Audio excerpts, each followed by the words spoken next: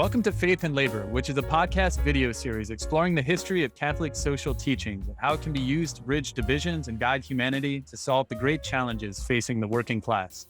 Hosted by John Andrechak of the Laborlines and myself, Evan Papp of Empathy Media Lab, we discuss history, scripture, encyclicals, current events, and how faith and love is needed to strengthen solidarity and heal a world in disarray.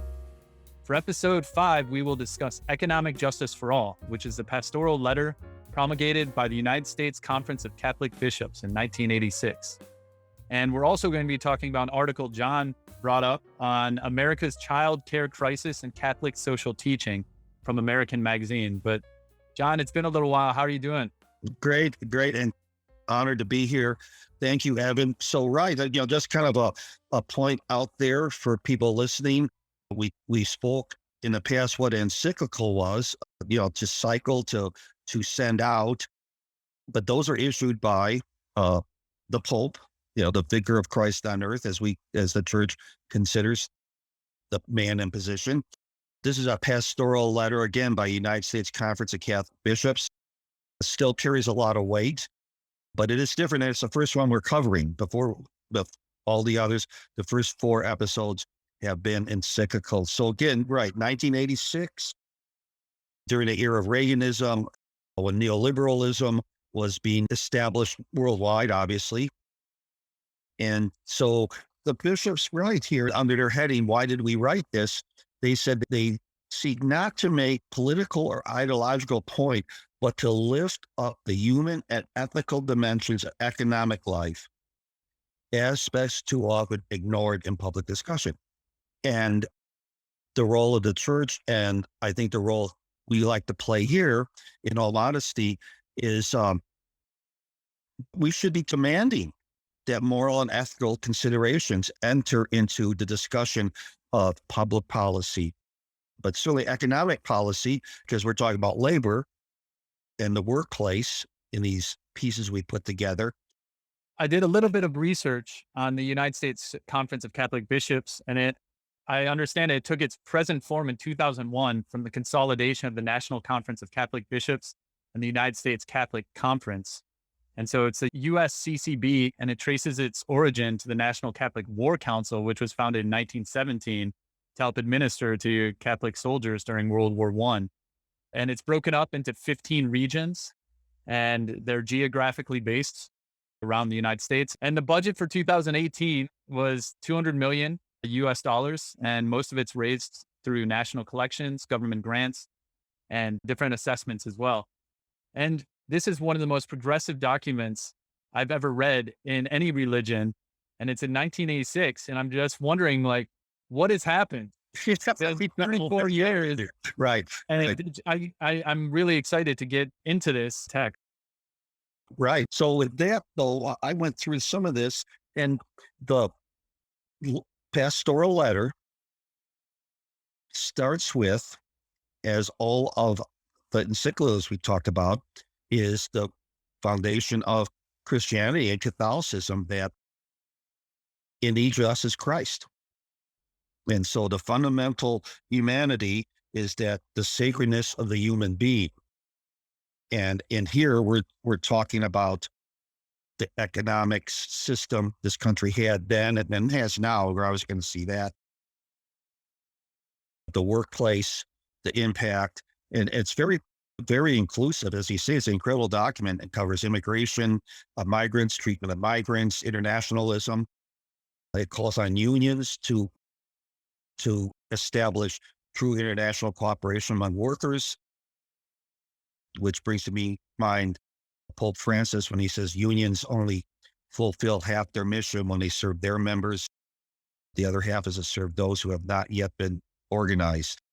So we're on that foundation of the Catholicism, that each of us, are, we're not Christ, but we represent Christ, the sacredness of life, and that, our Christ chose to be with us. Emmanuel, Christ, Christ among us, God among us, mean he's among us at the workplace.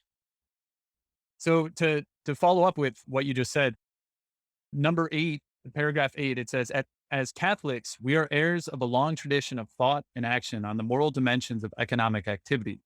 The life and words of Jesus and the teaching of his church call us to serve those in need and to work actively for social and economic justice. As a community of believers, we know that our faith is tested by the quality of justice among us, that we can best measure our life together by how the poor and the vulnerable are treated. Mhm. So, the least of us and how they're treated, that reflects the rest of society and how we're doing. And when you look on the streets of most cities these days, we're failing.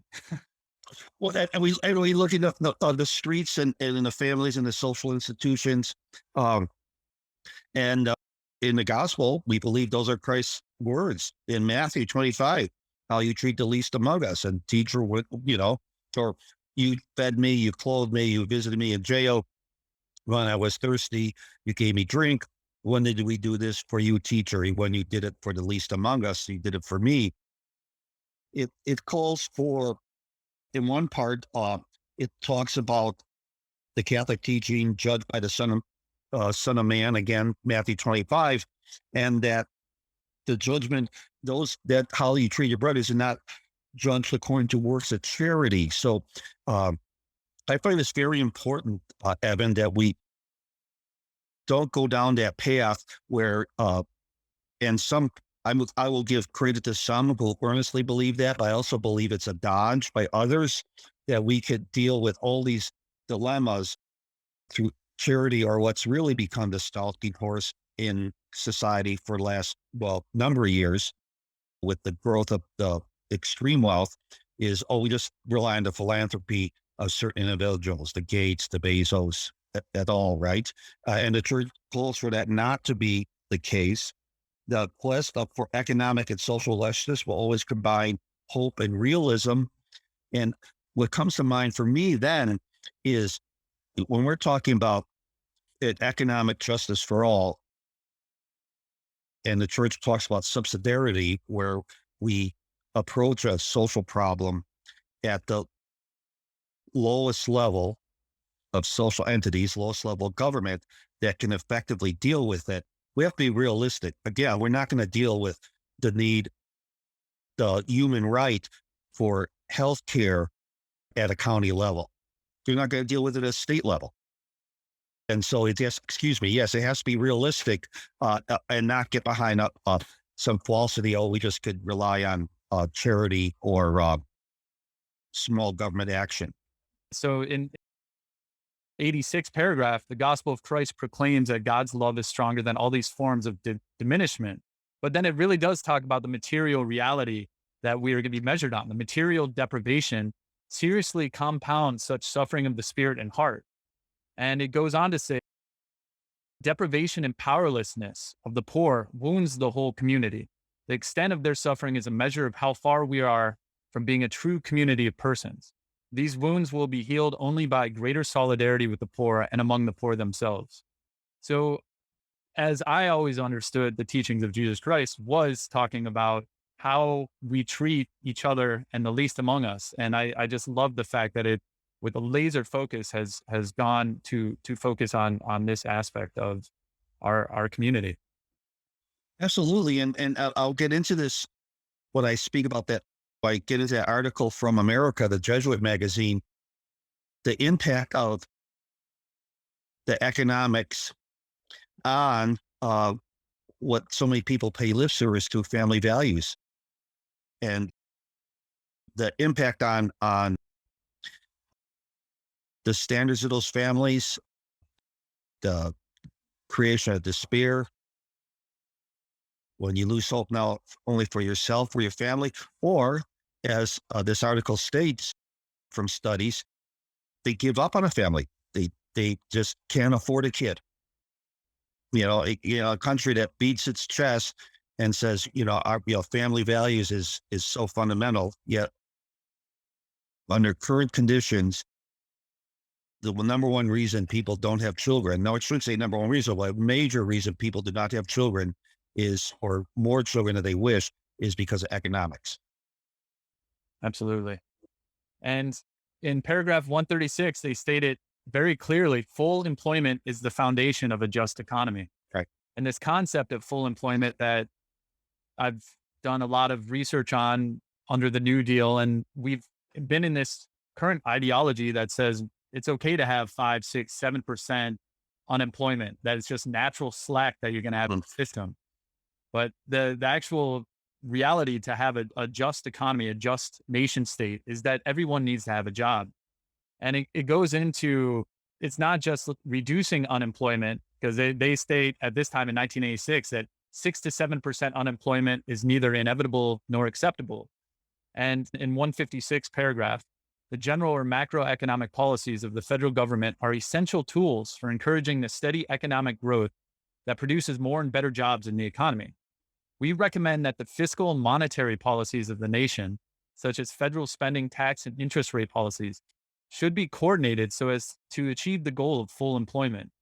And if I may, just one more thing, they, in this letter in 162, they recommend increased support for direct job creation targeted on the long-term unemployed and those with special needs. So this is taking a page right out of the Civilian Conservation Corps, the WPA, to actually realize this vision that everyone who can work should be able to get a job. Right. Right.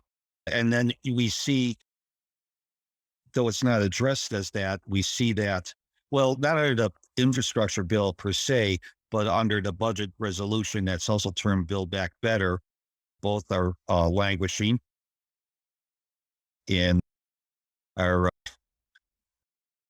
what they call communal theater of politics in the Capitol right now, languishing there.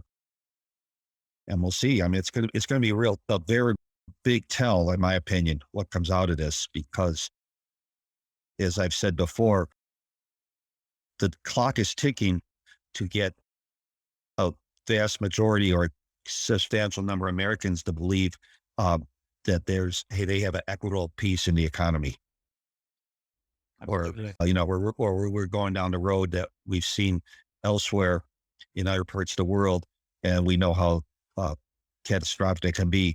Certainly under now with all the current technology, all the current weapons we have now, if we were to get into a state like we saw in Europe in the 30s. Yeah, that's a scary thought that Yeah. there are absolute consequences that we're going to be facing if people aren't feeling the impact of positive policies going into the midterms. So looking at some of these aspects too, where you have governors that are playing this game of laissez-faire neoliberal capitalism, and that some places like in Mississippi, if you're in Mississippi, you get very low standards of any type of welfare support. And so they're also in this letter calling for national eligibility standards and a national minimum benefit level for public assistance programs, so that a state can't play against other states for a race to the bottom in the labor pool, and that there is a floor that no American will fall below. That's. I'm glad you brought that one up. And boy, we did get on that bus, did we? What was it? 92. We had the Democratic Leadership Council, the third way, and all that. The era of big government was over, as opposed, Reagan, came out with, the government is the problem, and then when Clinton came, he triangulated and said the era of big government is over, and with welfare quote reform and all that. But the country was obviously completely different. And what did they expect? I have to wonder, with all the valid criticism of the last president, and there's plenty.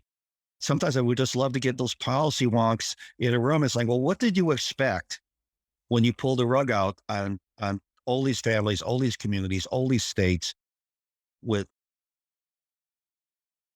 accepting this current economic policy, this race to the bottom, the neoliberal capitalism, where humanity, you are a factor of the economy. You as an individual. I read an article recently about how politics is absolutely devoid of statesmen and stateswomen, in the sense that so many politicians now are just there about winning. It's not about delivering social benefits.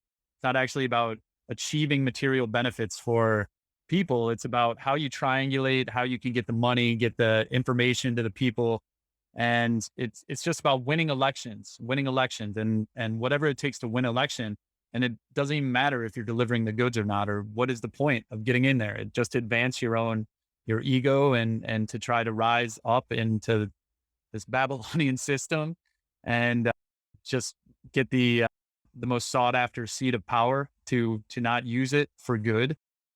It's mind numbing.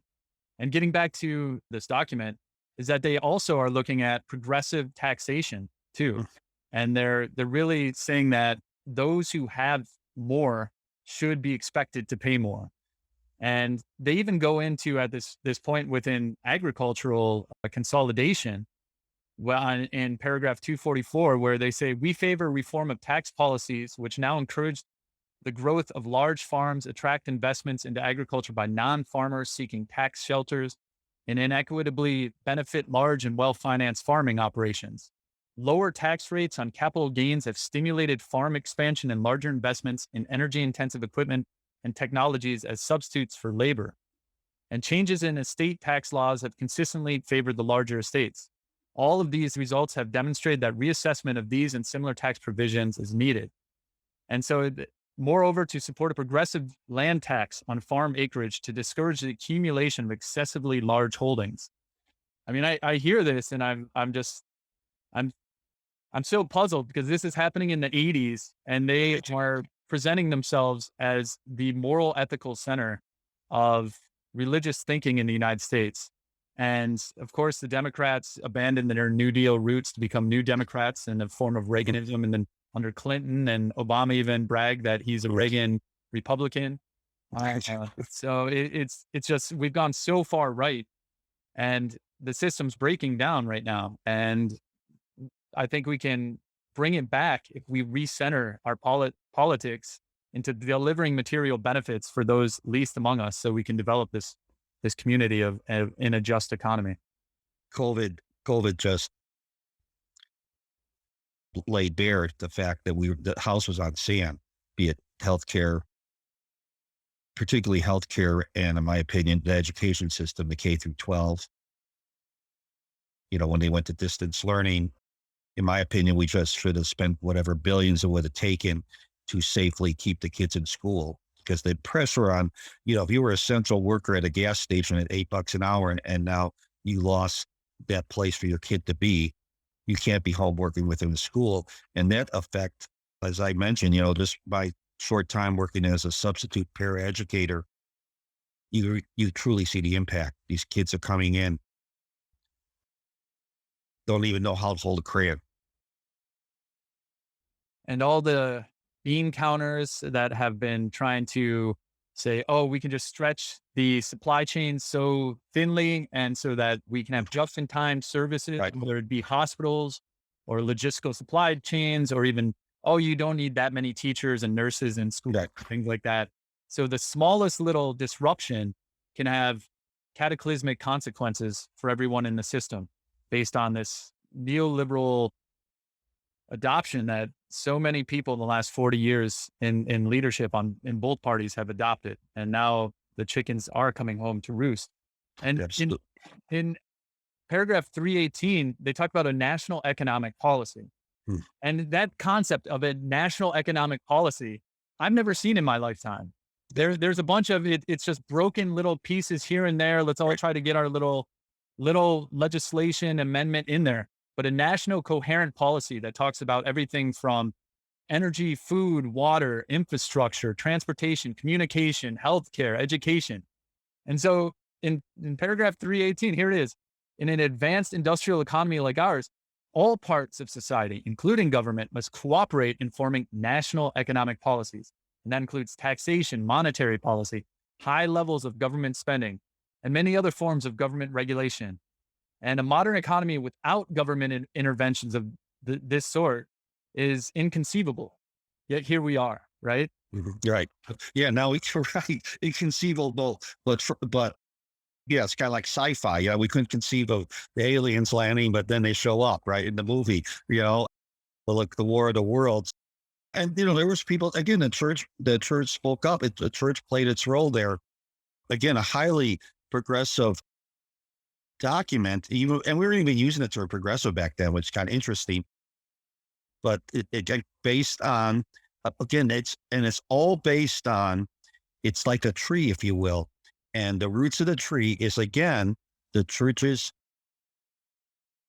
understanding or core belief, literal in Christianity, that we all part of Christ, that all human life is sacred, and and and of course that leads to other social issues which have been used, I think, to divert people's focus, kind of play, I call play like a fiddle in the culture wars. So you'll see at church will also talk about that's how they come to the teaching on abortion. And so if you come to the church and to its teachings to get your point of view validated, you might not get your ticket punched. It might just be, wow, you pick and choose. But in this case, what we're talking about, it's the sacredness of life, of humanity, and that Christ, being he's among us in the workplace, which we've talked about in the past. It's the greatest form of cooperation, greatest form of interaction. You'll end up spending more time in a day at work than with your family. You come home 4 hours maybe, and you're in bed, 8 hours of sleep. If you're lucky, you're up, you go back to work. And the church talks about that, the need for leisure time, for vacation, for that part of humanity. And I just have one more point to bring up on Yes. this as well. This idea of the ethical analysis of the U.S. economy is determined on how we treat the poor and vulnerable. And so it says in paragraph 319, the impact of national economic policies on the poor and the vulnerable is a primary criterion for judging their moral value.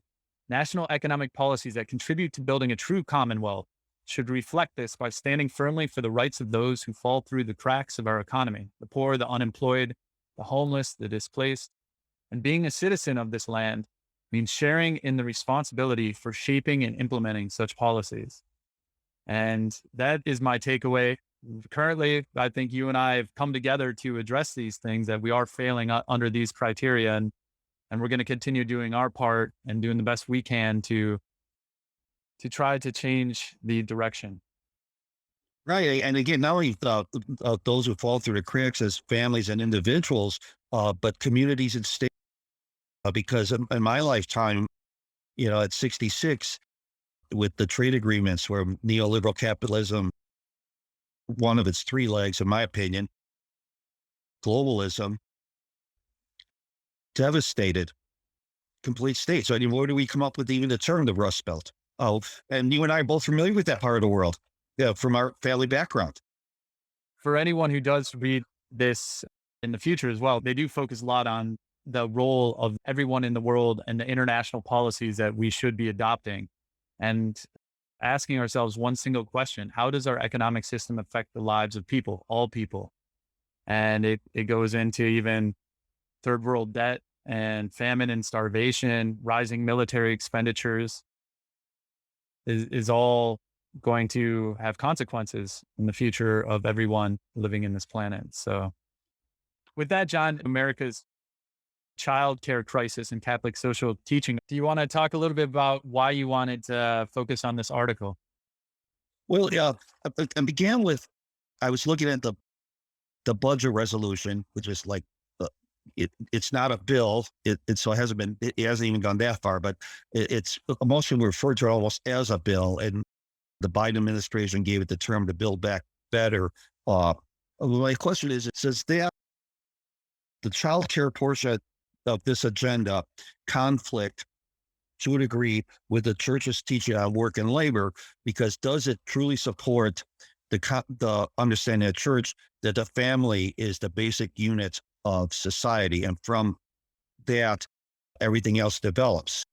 The clan, the tribe, the nation state, be it totalitarian, authoritarian, or representative democracy, our flawed version of that, but we still, we shouldn't take it for granted. There's people living in far worse conditions than that, have no voice.